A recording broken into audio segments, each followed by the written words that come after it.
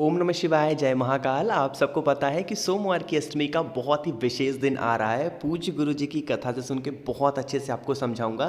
3 महा उपाय की बात इस वीडियो में हम लोग करने वाले हैं। जो पहला हमारा उपाय होगा वो होगा मनोकामना पूर्ति के लिए। बहुत परेशान है लोग, मेरे विश पूरी नहीं हो रही है, उसके लिए होगा। दूसरा उपाय हम लोग बात करेंगे अगर आपके यहाँ माता लक्ष्मी का वास नहीं है, धन की बहुत ज़्यादा कमी है, उसके लिए। और तीसरे उपाय की बात करेंगे अगर हस्बैंड और वाइफ में बहुत ज़्यादा लड़ाइयाँ होती हैं छोटी छोटी बातों को लेकर, उसके लिए होगा। ठीक है, तो इन सभी उपाय को बहुत ही विस्तार से बताऊंगा, सिर्फ सुनते जाएं, समझने की पूरी कोशिश करिएगा।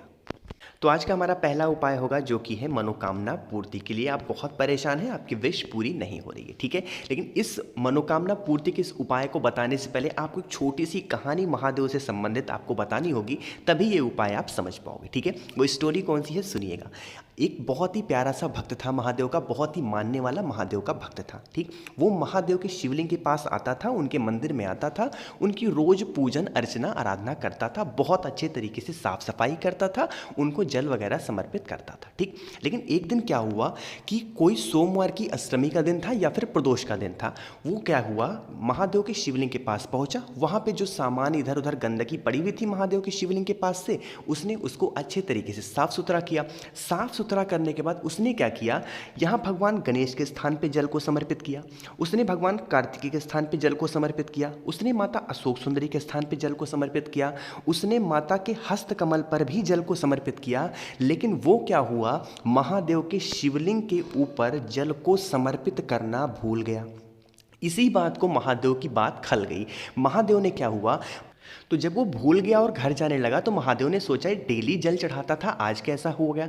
तभी महादेव को समझ में आया कि वो गलती से जल चढ़ाना भूल गया। और उसी टाइम पे महादेव ने माता पार्वती से इस बात को उनको वरदान दिया कि जो भी व्यक्ति भले ही मेरे शिवलिंग के ऊपर जल को ना चढ़ाए, लेकिन जो भी व्यक्ति माता के हस्त कमल के ऊपर जल को चढ़ाएगा, मैं उसकी सारी इच्छाओं को पूरी ज़रूर करूँगा। तो ये एक वरदान मिला था माता पार्वती को भोले शंकर की तरफ से। छोटी सी कहानी थी, अब आपको ये उपाय बहुत अच्छे से समझ में आएगा, ठीक। देखो क्या करना होगा, इस तरीके से एक कलश लेना, तांबे का पात्र लेना, और इस तांबे के पात्र में कुछ डालना नहीं है, सीधा सीधा अपने घर से जल भरना, और इसमें कुछ भी डालने की ज़रूरत नहीं है, ठीक। इस जल को लेके पहुंच जाना महादेव के शिवलिंग के पास। अब देखो, सुबह जाना चाहो सुबह चले जाओ, शाम को जाना चाहो शाम को जाओ, कोई दिक्कत नहीं है। अब उस जल को क्या करोगे, सबसे पहले थोड़ा सा उसी कलश में से जल श्री शिवाय नमस्तुभ्यम का स्मरण करते हुए भगवान गणेश के स्थान पे समर्पित करोगे। दूसरा आपको कहाँ समर्पित करना है, माता ये भगवान कार्तिकेय के स्थान पे, उसी कलश में से थोड़ा सा जल समर्पित करना है।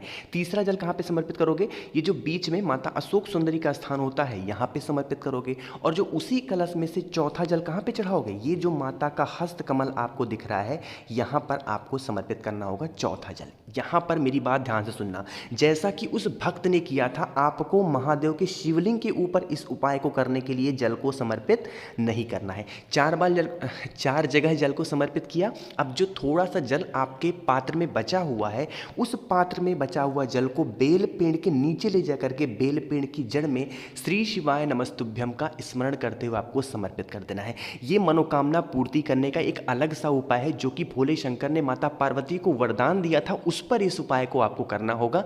आपकी जो भी विश होगी महादेव पूरी जरूर करेंगे, ठीक है। तो ये उपाय थोड़ा सा बड़ा जरूर बना, लेकिन आपको समझाने की मैंने कोशिश की। नीचे कमेंट में जरूर बताइएगा कहानी आपको कैसी लगी, स्टोरी आपको कैसी लगी, ठीक है। तो पहले उपाय की तो बात हमने कर ली। तो दूसरे उपाय की तरफ हम लोग बढ़ते हैं जो कि है हमारा धन संपदा के लिए। बहुत लोग परेशान रहते हैं, भैया हमारे यहाँ तो माता लक्ष्मी का वास है ही नहीं, पता नहीं क्या हो गया, माता लक्ष्मी हमसे रूठ गई हैं, क्या करना। देखो इस तरीके से बेलपत्र ले लेना, ठीक है। कितनी बेलपत्र की ज़रूरत होगी, 2 बेलपत्र की ज़रूरत होगी, जो कि कहीं से कटा फिटा हुआ बिल्कुल नहीं होना चाहिए, क्योंकि लेनी 2 ही है तो वो कहीं से कटा नहीं हो।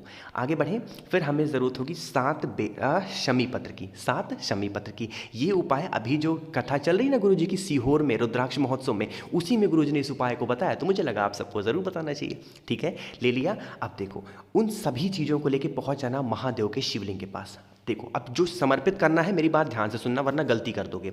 एक बेलपत्र कैसे समर्पित करोगे, ये जो जलाधारी आपको दिख रही है, इसी जलाधारी पर आपको एक बेलपत्र कुछ इस तरीके से समर्पित करनी है कि जो डंडी का भाग होना चाहिए वो होना चाहिए जलाधारी की तरफ, और पत्ती होनी चाहिए महादेव की तरफ।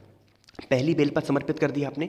जो दूसरी बेलपत्र आप समर्पित करोगे, इसी बेलपत्र से सटा हुआ बिल्कुल विपरीत समर्पित करोगे। विपरीत का मतलब कि अब जो पत्ती होगी वो होगी जलाधारी की तरफ, और जो डंडी होगी वो होगी भगवान शंकर की तरफ, कुछ इस तरीके से। देखा, दोनों आपने बेलपत्र समर्पित कर दिए।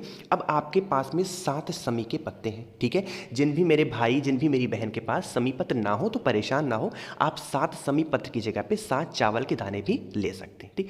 उन 7 के सातों समी पत्र को एक साथ, एक एक करके नहीं, एक साथ आपको महादेव के शिवलिंग के ऊपर श्री शिवाय नमस्तुभ्यम का स्मरण करते हुए समर्पित कर देना है। जल नहीं चढ़ाना है। ये जितनी काम मैंने आपको बताया है, ये सारे पूजन पाठ अर्चना करने के बाद, सब कुछ आपको चढ़ाने के बाद लास्ट में इस काम को आपको करना होगा।